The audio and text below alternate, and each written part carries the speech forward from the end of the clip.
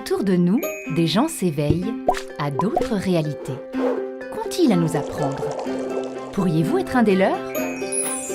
L'Extra Lab part à leur rencontre pour une exploration riche de sens qui pourrait bien élargir votre vision du monde. McDo ou carottes bio? Plat préparé ou purée de navets? L'offre alimentaire ne cesse de se diversifier. Pas facile de s'y retrouver. Quoi acheter? Si nous sommes ce que nous mangeons, que dit de nous notre façon de nous nourrir? Comment peut-elle être un facteur ou au contraire un frein à notre bien-être et à celui de la planète? Longtemps, Gilles Lartigot a cru bien faire. Je me suis intéressé en fait à la nutrition lorsque je suis parti aux États-Unis. J'avais à peine 18 ans et j'ai commencé à faire de la culture physique en fait là-bas. J'ai eu la grande chance de m'entraîner avec des gens comme Arnold Schwarzenegger et qui m'ont expliqué en fait que pour développer un physique, il fallait bien s'alimenter. Et donc c'est là où j'ai commencé à apprendre, je dirais, la pyramide alimentaire classique, où il faut consommer beaucoup de laitage, beaucoup de viande, des compléments alimentaires, des glucides complexes comme les pâtes, le riz, etc. pour se constituer, je dirais, un physique fort. Mais un jour, c'est le choc. J'ai rencontré des personnes d'un groupe qui s'appelle ALF, Animal Liberation Front, qui m'ont invité, si je puis dire, à découvrir ce qu'était l'élevage industriel. Notamment des élevages concentrationnaires, des porcs qui sont élevés pendant 6 mois, qui ne voient jamais le jour, qui même rarement voient des humains parce que tout est automatisé, des hangars où il y a 25 000 poulets, des hangars de poules pondeuses, où pendant 1 an, ces poules vont produire des œufs et ensuite vont finir dans un état lamentable donc sur les étals de nos supermarchés, sous forme de barquettes. Et ce que j'ai appris, en fait, c'est qu'en dehors de la maltraitance animale, c'est que cette alimentation-là, cette viande-là, était toxique pour notre santé. Parce que j'ai découvert qu'on leur donnait des antibiotiques pour qu'ils puissent survivre dans ces conditions concentrationnaires, qu'on les vaccinait aussi, tous les animaux d'élevage reçoivent des vaccins dès leur plus jeune âge. Et il faut savoir que les antibiotiques sont les mêmes que pour nous, humains. Auteure d'une vingtaine d'ouvrages sur l'alimentation, Marion Kaplan a elle aussi longtemps pâti de ses habitudes alimentaires. Je peux parler de mon expérience parce que je suis une petite fille née par césarienne et donc élevée au lait de vache. J'ai pas eu la chance d'avoir le lait de ma mère, donc j'ai pas eu le fameux colostrum qui est une substance vitale bourrée de bactériophages, enfin bourrée d'éléments qui auraient pu nourrir non seulement ma flore intestinale, donc je n'ai pas de flore, j'ai une flore très pathogène depuis le départ. Dans ma famille, on disait « Oh bah de toute façon, dans notre famille, toutes les femmes sont constipées ». C'était comme un coup près qui tombe, c'était une sentence, j'allais être constipée toute ma vie. Voilà, c'était génétique. Moi je suis désolée, je ne suis plus constipée aujourd'hui parce que j'ai trouvé la solution. Mais j'étais constipée, si je prenais rien, je n'allais pas à la selle pendant 10 jours. J'étais prête du fécalome. Hein. Ah ça va pas. Ah bah Pullulation microbienne, putréfaction, inflammation. Alors, ensuite, migraine.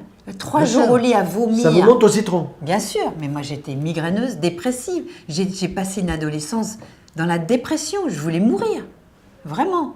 Je commençais à avoir des petites névrites de l'œil. Et je me suis aperçue, en faisant mon test génétique HLA, que j'avais des prédispositions à la sclérose en plaques, quand même. La sérotonine, elle se fabrique à 90% dans l'intestin. La sérotonine, c'est ce qui vous donne la joie de vivre. Donc, quand vous avez l'intestin pourri, ce que j'avais, vous n'avez plus de sérotonine, vous ne la recaptez pas et vous êtes dépressif. Et vous dormez pas bien. Et vous dormez, bien sûr, je suis une insomniaque. Ben, j'étais une insomniaque, mais grave, quoi. La nuit, les yeux ouverts, quoi. Professeur de chirurgie et de cancérologie à l'Université de Montpellier, le docteur Henri Joyeux le constate au quotidien. La nutrition joue un rôle dans le développement de certaines maladies auto-immunes.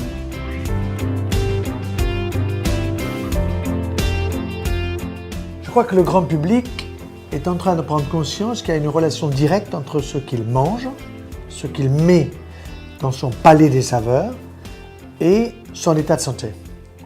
Et il n'y a pas de famille en France où on ne trouve pas des maladies de civilisation, que ce soit du diabète, de l'obésité, des cancers, des rhumatismes, bref, des maladies auto-immunes.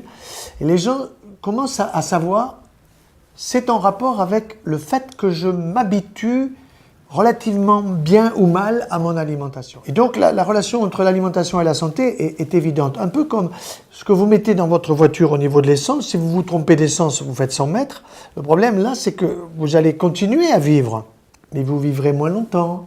Vous serez plus souvent chez le médecin, vous aurez des allergies, vous aurez des pathologies, vous irez à l'hôpital. Et aujourd'hui, finalement, on a renoncé à faire la cuisine. On a donné la cuisine aux industriels qui nous préparent des plats bourrés de produits chimiques, bourrés d'excipients, bourrés de gluten, de lactose et d'autres éléments qui vous rendent malade. Les intestins jouent un rôle prépondérant dans le fonctionnement de notre être. Ils seraient même un cerveau à part entière.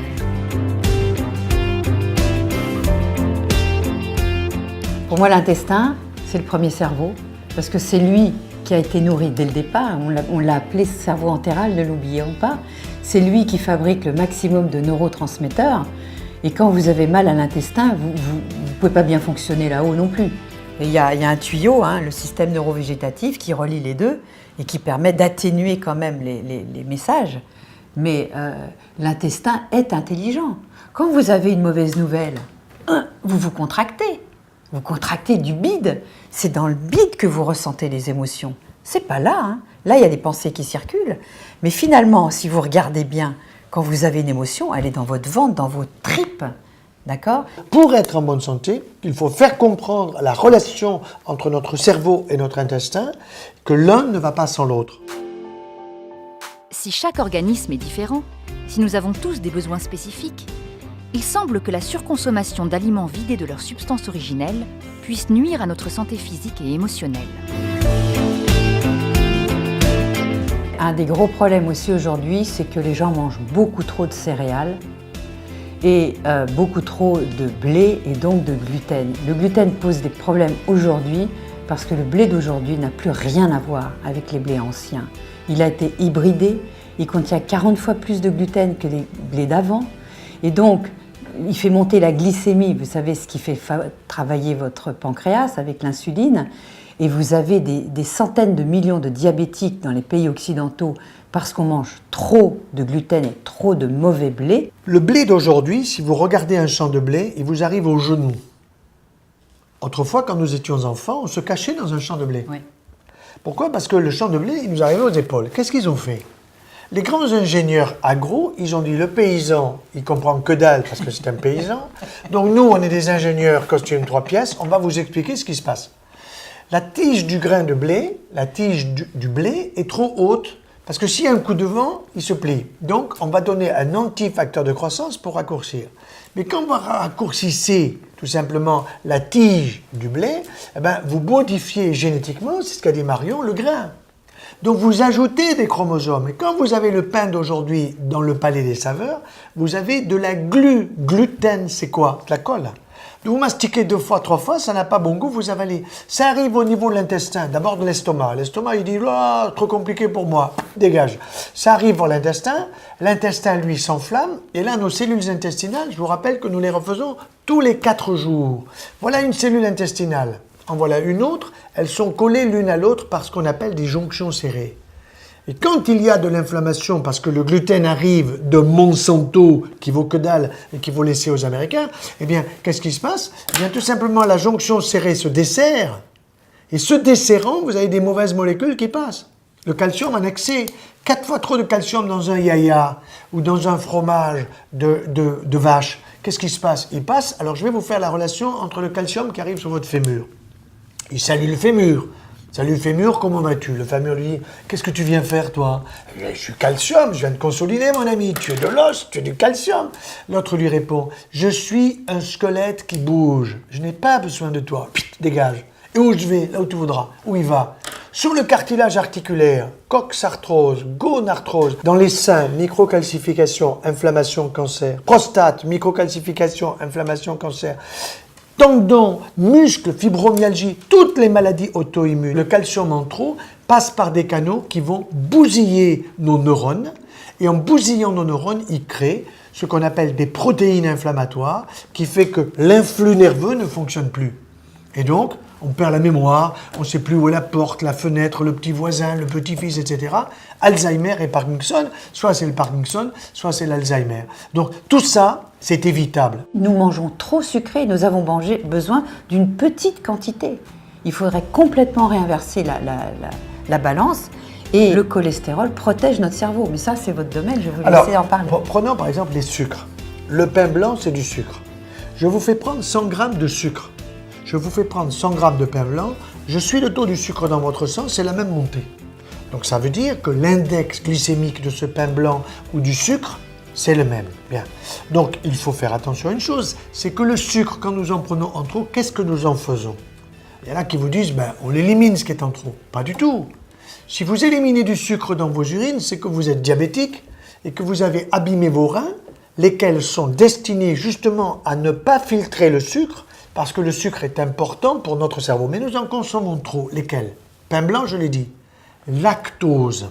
Quand vous entendez lactose, vous entendez le mot lait. Le lactose, c'est le sucre du lait. Donc dans votre lait, vous ajoutez du sucre. Sur votre yaya, vous faites une petite montagne de sucre.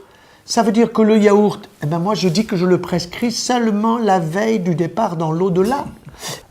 Une petite portion de chèvre ou de brebis, ça suffit largement. En plus, comme ça a du goût, la satiété vient.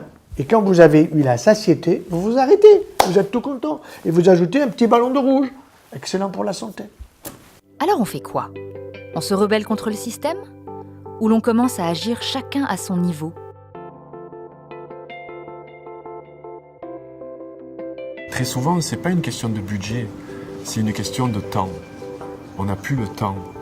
Et on n'a plus le temps de faire les choses importantes. Le temps, en fait, c'est un bien précieux que nous a volé, en fait, la société moderne. On sent ce dont notre corps a besoin. Mais pour retrouver cet instinct, il faut qu'on le débarrasse de toutes les toxines. Parce qu'aujourd'hui, on mange plus par goût, parce que c'est bon au goût, plutôt que c'est bon pour notre corps. Et ça, c'est aujourd'hui une donnée qui est très importante, qui est que ce qu'on mange, en fait, ne nous correspond pas. Donc on dépense beaucoup d'énergie à digérer la nourriture toxique. Donc si on mange vivant, si on mange des aliments que notre corps reconnaît, assimile directement, on facilite la digestion et on a beaucoup plus d'énergie. Et ça, c'est quand même incroyable. Quelques conseils pratiques pour réapprendre à bien manger.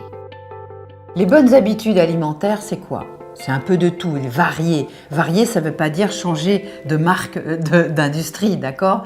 Ça veut dire changer vos aliments tous les jours, manger. Il y a plein de variétés de légumes. Le problème, c'est que les gens mangent toujours les mêmes. Oui. Alors qu'aux saisons, la saison est très abondante et selon les saisons, vous avez des légumes différents. Vous pouvez en manger jusqu'à 1 kg par jour de légumes. Quand vous cuisinez à la vapeur, n'est-ce pas? Tout à fait. Eh bien, vous pouvez en manger beaucoup. Cru, c'est plus difficile. Mais en le mastiquant bien. En mastiquant bien sûr. Vous avez des ratounes pour ça. Les dents ne sont pas que pour le sourire, pour la photo. Donc, elles sont pour transformer des aliments solides en liquides ou pâteux. Donc, quelque part, le professeur Joyeux a raison en disant que c'est un régime végétarien, mais les gens n'ont pas compris que le régime végétarien, ça veut dire qu'on mange beaucoup de légumes et un petit peu de protéines animales. Diversifier également. Des viandes plutôt de petits animaux, parce que les mammifères, on va s'en méfier, mais on peut en manger de temps en temps. Mais il faut impérativement qu'on connaisse la source de leur élevage, comment ils ont été nourris, parce que sinon, il vaut mieux s'abstenir. On ne veut pas d'OGM. Voilà. Les OGM, il faut les laisser aux Américains. Voilà. Le problème, c'est qu'on nourrit beaucoup de nos animaux avec des OGM. Oui. On ne sait pas très bien ce que ça fait ensuite. Et au niveau européen, il faut bien le dire, nous avons des experts français qui sont sous la dépendance, en réalité, du commerce international et qui se font, entre guillemets, directement ou indirectement acheter pour dire « OK ». C'est comme ça que nous avons eu 9 OGM ou 19 OGM qui sont en train de rentrer chez nous. À ce moment-là, nous voulons l'étiquetage. Ça veut dire, je veux savoir si cette viande que je consomme, si ce fromage que je vais consommer, si cette tomate que je vais consommer, elle est OGM ou elle ne l'est pas. Pour les graisses, effectivement, il faut aller vers des graisses végétales.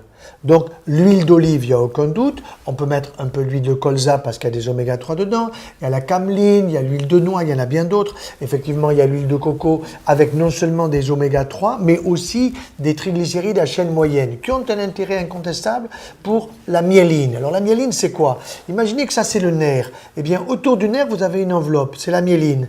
Et la myéline, elle permet la conduction nerveuse. Quand la myéline, elle est cassée, le nerf, il fonctionne, d'accord, mais la conduction nerveuse ne se fait pas. Bien mastiquer le végétal, vous inquiétez pas, vous allez faire votre flore digestive en variant vos végétaux, des fruits, des légumes, des légumineuses. Pas bien compliqué. Mais frais, de qualité et bio si possible. Mâcher. Bien mastiqué, bien sûr. Le problème, c'est que notre intestin est devenu tellement feignant parce qu'on lui donne des aliments pré-mâchés, trop cuits, et qui ne demandent pas d'effort à l'intestin pour être assimilé. Or, il est fait pour faut bosser. des efforts, il est fait pour bosser. Un organe ne s'use que si on ne s'en sert pas. Hein? Donc, plus vous vous servez de vos organes, mieux ils fonctionnent. Et votre intestin, c'est pareil. Et notre intestin, à force de lui donner des aliments bouillis, surcuits, surraffinés et compagnie, eh bien, le moindre grain de sable pour lui devient une catastrophe. Mais c'est pour ça aussi que vous avez une possibilité d'éliminer les produits toxiques. Et là, si vous voulez, j'ai des collègues qui disent, quand vous les écoutez, vous dites, mais alors on ne peut plus respirer, on ne peut plus rien manger, qu'est-ce qui se passe, on va tous mourir. Il faut savoir une chose, c'est que les produits de l'agriculture productiviste, ils sont lipophiles, ça veut dire qu'ils aiment le gras. Donc, quand je les consomme, ils vont dans mon gras. Où est mon gras? Il est sous la peau. Alors, il y en a qui ont un demi-centimètre, puis d'autres qui en ont 5. Mais sous ma peau, ce gras, il est proche de mes glandes sudoripares, c'est-à-dire de la sueur. Quand je transpire, je ne sens pas très bon quand je transpire, donc je vais sous la douche.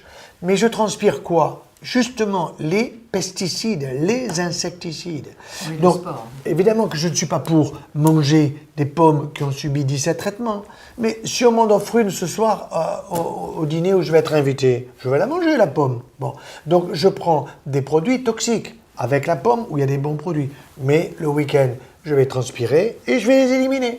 Changer d'alimentation n'est cependant pas toujours facile. Notre corps et notre tête ne sont pas toujours d'accord. Moi, j'ai vécu ce changement un petit peu dans la douleur, parce que du jour au lendemain, en fait, j'ai consommé différemment. Le fait d'arrêter le lait radicalement, le fait d'arrêter la viande radicalement. Donc, je suis passé vraiment directement sur un régime végétalien pendant une période. Donc, c'était assez compliqué. Comme on dit au Québec, ça brasse dans les intestins. Voilà. C'est bien imagé. Tu vois.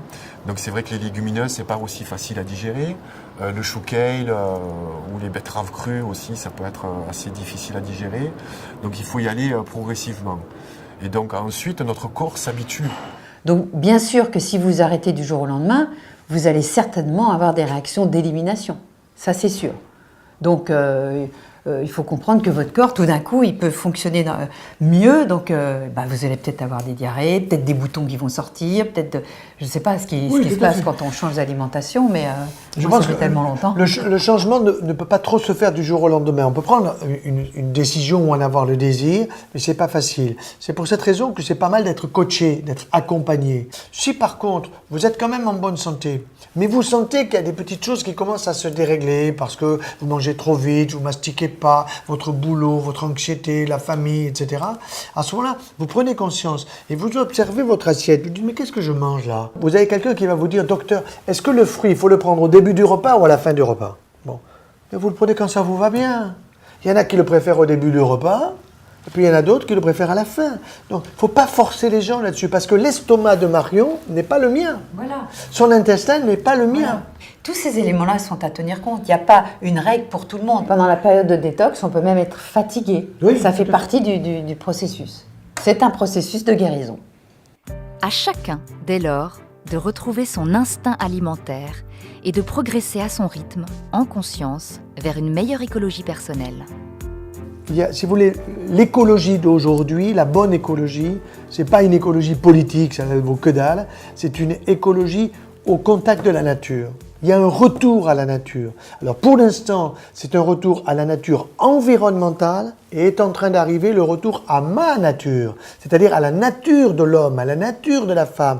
À quoi servent mes muscles? À quoi sert mon foie? À quoi servent mes yeux? À quoi servent... Vous voyez, ça c'est très important. Ça c'est un peu second dans l'arrivée, mais il y a une prise de conscience qui est en train de venir. C'est ce que j'ai appelé l'écologie humaine. Le fait de changer son mode alimentaire, on commence à faire une résilience, c'est-à-dire à avoir de l'autonomie. Aujourd'hui, on a peur. On a peur de quoi? Souvent, on a peur de la maladie. Lorsqu'on comprend que cette alimentation peut nous prévenir de la maladie et peut aussi nous guérir de certaines maladies, on n'a plus peur. Donc, on est un peu plus autonome. Ensuite, il est vrai que dans la plupart des cas, on a des changements au niveau de notre perception, même des ouvertures spirituelles qui s'offrent à nous. Sans jamais perdre de vue la notion de plaisir. Il ne faut pas que l'alimentation crée une frustration. J'ai la chance de collaborer avec certains grands sportifs et qui font des régimes, j'aime pas employer ce mot, mais bon, ils ont des protocoles quand même qui sont assez précis.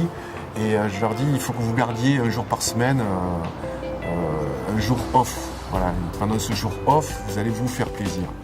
Parce qu'il faut garder justement ce contact avec l'alimentation plaisir, même si c'est des aliments qui ne sont pas très bons pour notre corps, il faut quand même tout relativiser. Il ne faut pas que ça crée de frustration. Et il faut aussi apprendre à cuisiner santé et à prendre plaisir de manger justement ce qu'on a cuisiné. Mais ça n'interdit pas les petits écarts. D'ailleurs, j'en fais de plus en plus, donc il faudrait que je me calme un petit peu. Mais c'est vrai qu'en France, on a quand même la grande chance d'avoir un patrimoine culinaire qui est exceptionnel. Donc il faut préserver aussi les vrais restaurants avec des vrais restaurateurs. Pas des restaurants qui ont uniquement des fours à micro-ondes, tu vois, et qui font réchauffer leur ossobuco en trempant le sac plastique dans une casserole d'eau bouillante, par exemple. Si, ça se fait.